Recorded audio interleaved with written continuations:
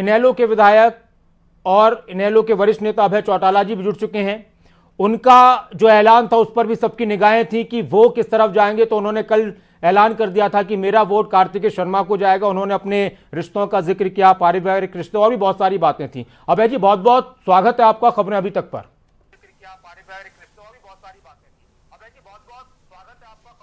बहुत धन्यवाद आपका। सर, अभी तक की सारी स्थिति से आप पूरी तरह अपडेट होंगे कि क्या कुछ चल रहा है राज्यसभा चुनाव को लेकर। आर के नांदल रिटर्निंग ऑफिसर उन पर आरोप लगा रहे हैं, निर्दलीय उम्मीदवार और उनके समर्थन में जो लोग हैं, कि गड़बड़ी हुई है, 2 वोट्स गलत तरीके से दिखाए गए जो दिखाने नहीं चाहिए थे एजेंट्स के अलावा।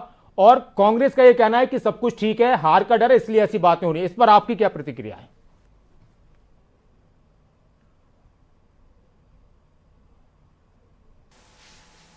आज से 6 वर्ष पूर्व यही नांदल जो है रिटर्निंग अफसर था जी। और उस वक्त में आर के आनंद चुनाव लड़ रहे थे। बीजेपी की तरफ से उस वक्त पे एक निर्दलीय उम्मीदवार खड़ा था, सुभाष चंद्रा। और उस चुनाव के अंदर शाही कांड हुआ था। उस शाही कांड का जिक्र पूरे देश में एक एक आदमी को पता है। आज भी जब चुनाव हो रहा था तो इसको लेकर के सब जगह से इसके ऊपर प्रतिक्रियाएं थी और चर्चाएं थी। लोग जिक्र कर रहे थे कि कहीं पहले की तरह ऐसा ही कोई कांड फिर से हरियाणा में ना हो जाए। आज एक बार फिर वही काम फिर से हरियाणा प्रदेश में सरकार की तरफ से करा दिया गया। आप उनसे जो सरकार के मंत्री हैं, जो स्पीकर हैं, उन्होंने जो बात आज कही कि नांदल जो है इसकी भूमिका सही नहीं है, ये ठीक नहीं कर रहा है, इसने गलत किया है, इसका फैसला गलत है। उस दिन ये सराहना कर रहे थे इसी नांदल की इस भूमिका की, जो सही वाला इशू था कि इसने बड़ा सही फैसला किया है। जबकि उस दिन तो गिनती हो गई थी, बात भी आ गई थी कि आर के आनंद जीत चुके हैं। बावजूद उसके फिर ऑब्जेक्शन करके और फिर उस चीज को दोबारा से नए सिरे से बैटरी की टॉर्च से रोशनी कर करके देख करके इसी नांदल से सरकार में बैठे लोगों ने वोट कैंसिल करवाए थे। उस वक्त नांदल की भूमिका ठीक थी, आज नांदल की भूमिका गलत है। मतलब जो चीज सरकार को अच्छी लगे उसको तो सरकार कहती है कि ये फैसला बिल्कुल सही है, और जो गलत हो रहा है, गलत कराया जा रहा है, उसको गलत कहने में मतलब गुरेज करते हैं। बड़ी हैरानी की बात है, इस हरियाणा में प्रजातंत्र को मेरे को लगता नहीं कि भाजपा और कांग्रेस दोनों जो है जिंदा देखना चाहती है। तो सर, इसमें सही कौन है? सही कौन है? कांग्रेस सही है इस मामले में, बीजेपी, जेजेपी और निर्दलीय उम्मीदवार सही है, या फिर आर के नांदल सही है? आपको क्या लगता है? आप बड़े पुराने और बहुत ही मंझे हुए राजनीतिज्ञ हैं, तो क्या आपको लगता है? जी, मैं ना तो इस मामले में कांग्रेस को सही मानता हूं।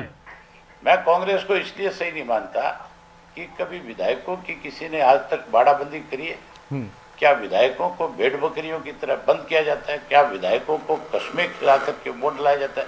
जिन लोगों को अपनी पार्टी के विधायकों के ऊपर विश्वास नहीं था, मैं उनको कैसे ठीक मान लूंगा?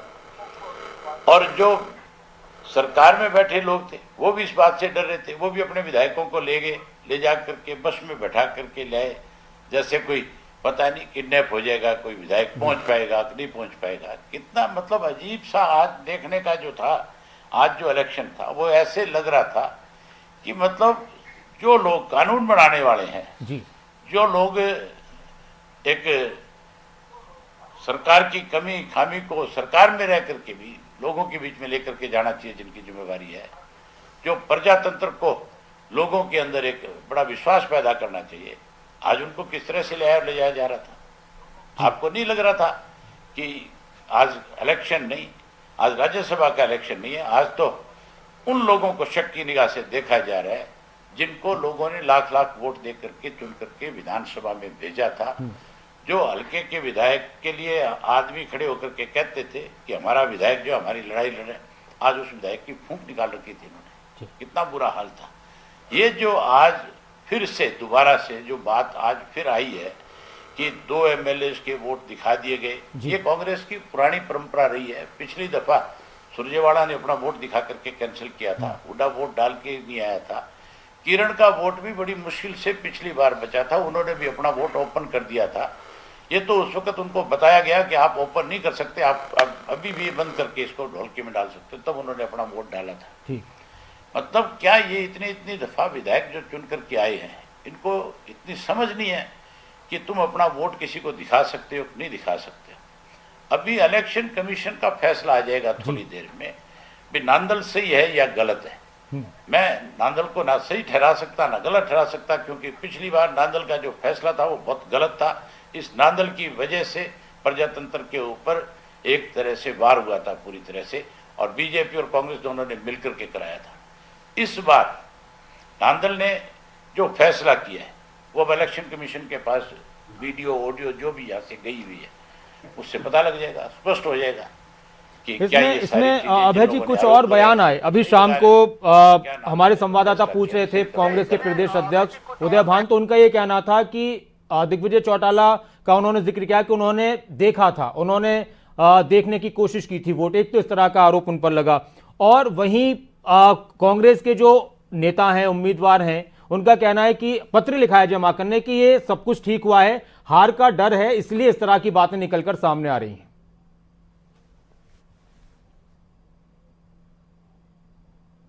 अब जब तक इस चीज का फैसला इलेक्शन कमीशन नहीं कर देगा, आप एक चीज देखो ना, सबसे पहले तो इसी चीज को लेकर के ये सारी चीज कटघरे में आकर के खड़ी हो जाती है कि नांदल जब पीछे 6 वर्ष पहले जब रिटर्निंग अफसर था, आरओ जब था, तो इलेक्शन कमीशन ने इसको बैन कर दिया था कि आप 6 साल तक को किसी भी इलेक्शन में आप आरओ नहीं बन सकते। अच्छा, तो अब की बार जब ये आरओ बना था आर के आनंद, ये अपना क्या नाम इसका नांदल जो है, तो फिर ये जो आज जो शोर मच रहा है, ये उस दिन जिस दिन इसको रिटर्निंग अफसर नियुक्त किया था उसी दिन इलेक्शन कमीशन को लिख करके दे देना चाहिए था कि भाई हमें इस आदमी पे भरोसा नहीं है और ये आदमी कुछ भी गड़बड़ कर सकता है। पीछे आपने 6 वर्ष तक इस पे बैन लगा करके रखा है।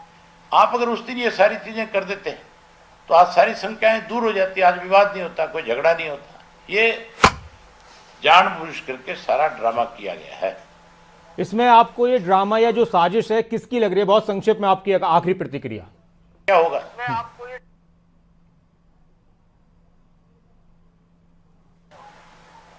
मैं तो आपको बता दिया कि इस आदमी को उस दिन शक की निगाह से नहीं देखा जा रहा था जिस दिन सरकार के पक्ष में फैसला आ रहा था, सरकार का आदमी जीत के जा रहा था राज्यसभा। अब कहीं लग रहा होगा कि हमारे सामने कोई दिक्कत ना आ जाए। ये जिम्मेवारी तो सरकार की थी, वो कैसे मैनेज करते, कैसे इसको जिताते कार्तिक को, ये उन्होंने तय करना था, जिन लोगों ने सोच समझ करके इसको कैंडिडेट बनाया होगा। अभी थोड़ी देर में पता लग जाएगा क्या होगा। बहुत शुक्रिया अभय जी हमारे साथ जुड़ने के लिए। और